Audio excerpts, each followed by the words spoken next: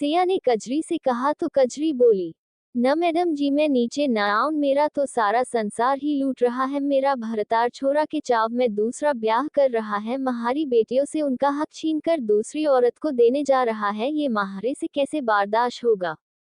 सिया ने कजरी को बहुत प्यार और भरोसे से समझाया तो कजरी नीचे उतर कर आ गई। सिया ने कजरी से सारी बात पूछी तो कजरी ने बताया कि उसका पति दूसरी शादी इसलिए कर रहा है क्यों महारी कोख से लड़कियां हुई है तो दूसरी शादी करेगा तो लड़का हो जाए, इसलिए शादी कर रहा है। सिया को उन लोगों के ऊपर बहुत गुस्सा आया।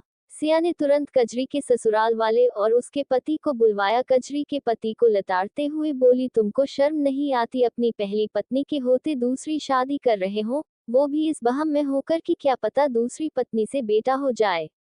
सिया अभी बोल ही रही कि वीर बीच में आकर बोला, माफ कीजिएगा, हम बीच में बोल रहे हैं, पर हम इन सभी गांव वालों के आगे एक बात रखना चाहते हैं। असल में हम एक डॉक्टर हैं तो हमको अच्छे से पता है कि लड़का या लड़की होने का कारण कौन होता है। वीर को बात सुनकर सभी गांव वाले थोड़ा पास आए और दया से वीर के बात सुनने लगे। वीर ने कहना शुरू किया, लड़का हो या लड़की, दोनों के लिए एक आदमी ही जिम्मेदार होता है। ये आदमी XX और XY गुणसूत्र होते हैं, उनकी वजह से लड़का लड़की होते हैं। अब आदमी के XY गुणसूत्र गए हैं तो लड़का होता है, और अगर XX गुणसूत्र जाएंगी तो लड़की होगी। कंडीशन कोई भी होता जिम्मेदार एक आदमी ही, न कि लड़की। तो आप लोग बच्चे के लिए कितनी ही शादियां कर लो, वो जिन तो नहीं बदलेगा ना। वीर की बात सुनकर सब लोग आपस में खुसर फुसर करने लगे। थोड़ी बात सिया बोली, हमारे ख्याल से कजरी के ससुराल वालों और पति आप सबको समझ आ गया होगा कि दूसरी शादी करना ठीक है या गलत। पूरी बात सुनने समझने के बाद कजरी का पति कजरी के आगे हाथ जोड़कर बोला, माफ कर दे कजरी, मैं पितृमोह में अंधा हो गया था, पर आज मेरी आंखें खुल गई। अब कोई शादी वादी नहीं कर रहा, मैं मेरी बिटिया रानियों के साथ खुश रहूंगा। कजरी अपने पति की बात सुनकर खुशी से रोने लगी और वो सिया और वीर दोनों को धन्यवाद देकर बोली, मैडम आपने मेरी गृहस्थी बचा ली। भगवान करे आपका का साहिब का साथ जन जन का साथ बम जाए, आप और साहब की जोड़ी सलामत रहे, साहब आपको ऐसे ही एक दूजे से प्यार करते रहे।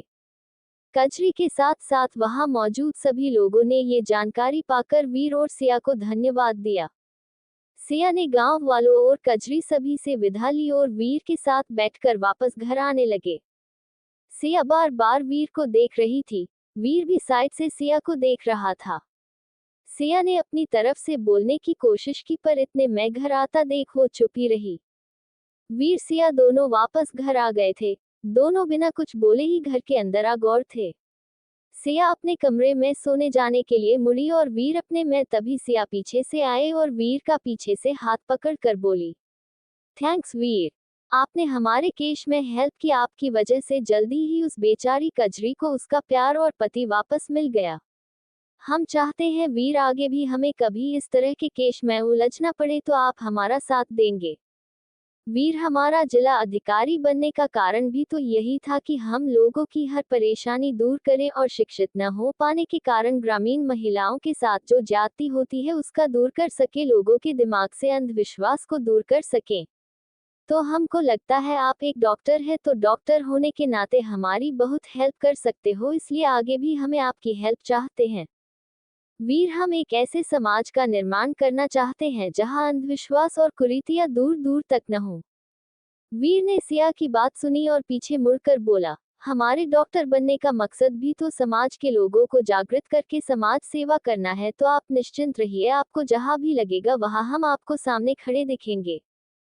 सिया और वीर दोनों ही अपनी बात कह के चुप हो गए थे। थोड़ी देर चुप्पी को तोड़कर वीर बोला, वो हमें माफ करना, वो हमने गुस्से में आपसे इस तरह बात की।